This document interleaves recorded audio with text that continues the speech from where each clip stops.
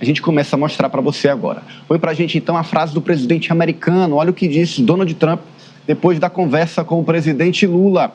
Põe em cartela para a gente a reação de Donald Trump. Francis Teixeira. Fiz uma chamada telefônica muito boa com o presidente Lula, do Brasil. A conversa focou principalmente na economia e no comércio entre os dois países. Nos reuniremos em um futuro não muito distante, tanto no Brasil quanto nos Estados Unidos. Eu gostei da ligação. Nossos países irão muito bem juntos. Agora a posição do governo brasileiro, que foi que disse o Planalto, depois da nota, a nota do Planalto, depois do encontro do telefonema de Lula e Trump. Franci. Em tom amistoso, os dois líderes conversaram por 30 minutos quando relembraram a boa química que tiveram em Nova York, por ocasião da Assembleia da ONU. Lula descreveu o contato como uma oportunidade para uma restauração das relações amigáveis de 201 anos entre as duas maiores democracias do Ocidente.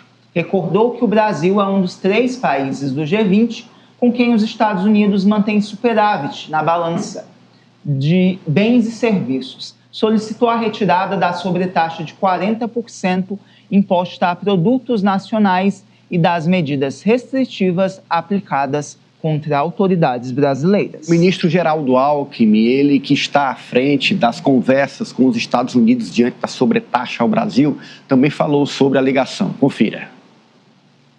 O presidente Trump reiterou boa química, conversa proveitosa, e é claro que agora teremos os seus desdobramentos, né?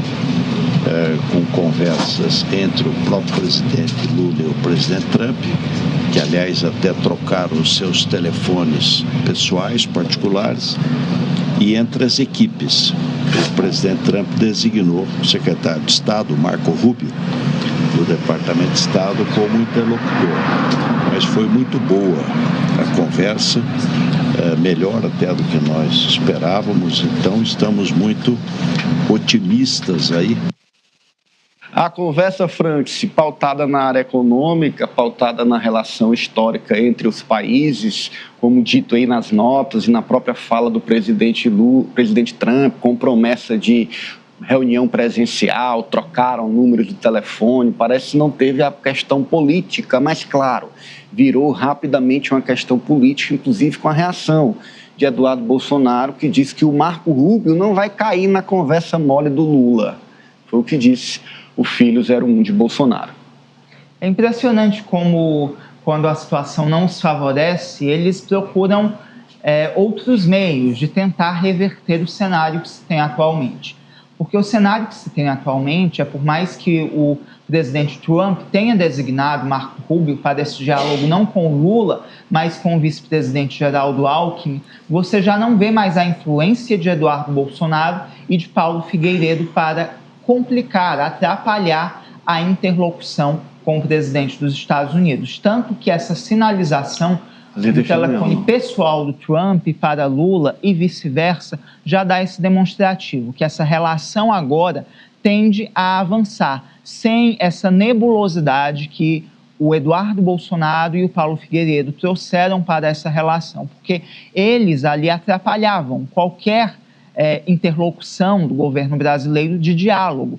Teve, inclusive, aquela comitiva de senadores que nem do governo brasileiro mas é representando o Congresso Nacional, com a presença até mesmo de senadores bolsonaristas, como é o caso da Tereza Cristina, que foi ministra da Agricultura, que foi impedida de dialogar com representantes do governo dos Estados Unidos por conta desse movimento que o Paulo Figueiredo e o Eduardo Bolsonaro vinham fazendo.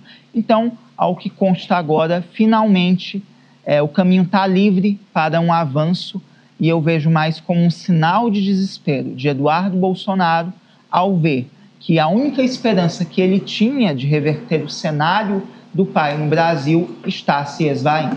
Ô Cíntia, Bolsonaro ficou fora da conversa de Lula e Trump. Olha, eu não acho, sinceramente, por mais inconsequente que o Donald Trump seja, que um presidente americano telefone para um outro presidente com o qual o seu país mantém relações comerciais tão sólidas, como é o caso do Brasil, que vá se falar de tricotar sobre a vida de terceiros. Eu acho que isso diminuiria o tamanho do Trump. Não era nem diminuir o Lula, porque o Lula, ele é talhado na negociação, gente. O Lula, olha, a gente poderia aqui falar a noite toda, fazer uma lista, top 10 de 10 vezes que ele negociou com pessoas que ele odiava, com pessoas com as quais ele não tinha nenhuma relação. Isso está tudo naquela biografia que o Fernando Moraes escreveu. E é incrível como ele consegue, porque ele tem essa habilidade. Alguém que veio do movimento sindical. Isso é um fato. Segundo, o Donald Trump já concedeu entrevista agora há pouco no Salão Oval e reiterou tudo aquilo que o presidente Lula tinha dito sobre o telefonema. Que ele era um homem bom, que eles se encontraram, repetiu aquela história que eles se encontraram na ONU. Disse, quando perguntado pela correspondente da Globo News se ele viria para a COP, ele disse, em algum momento eu irei ao Brasil, né, obviamente, e ele virá aqui.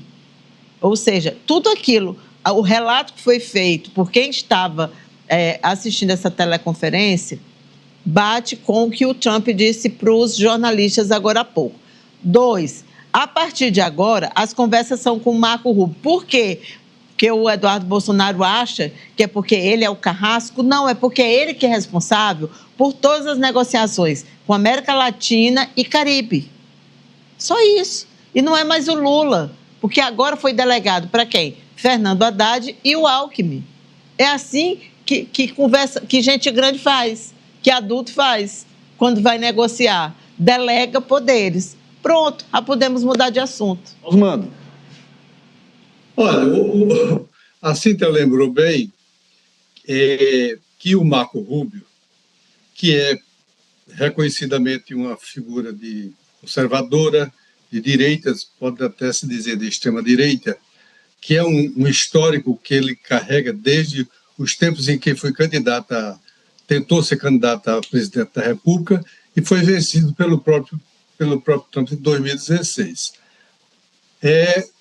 Por que é que eu queria destacar dois pontos importantes.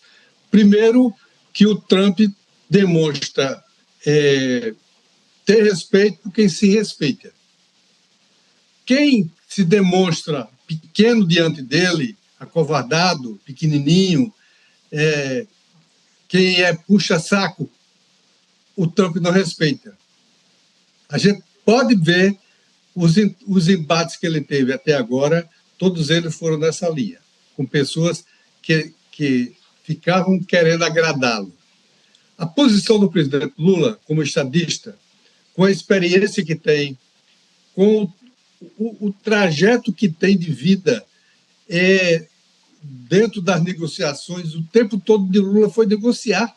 Então, ele sabe o que é negociar, sabe ter respeito a quem tem posições divergentes, e é isso que faz com que os dois se aproximem. O Trump disse, hoje, numa das falas dele, depois do encontro que teve, depois da conversa que teve com Lula na videoconferência, que o encontro que ele teve com Lula lá em Nova York foi a melhor coisa que aconteceu na Assembleia Geral da ONU. Então, ele tirou o encontro dele com Lula como a única coisa positiva que tenha sobrado da Assembleia Geral da ONU. Exageros à parte, o que se sabe é que o Marco Rubio está assumindo, porque ele, como secretário de Estado, ele tem o mesmo papel que tem o ministro das Relações Exteriores, do Itamaraty. Ele é o responsável pelas políticas externas dos Estados Unidos.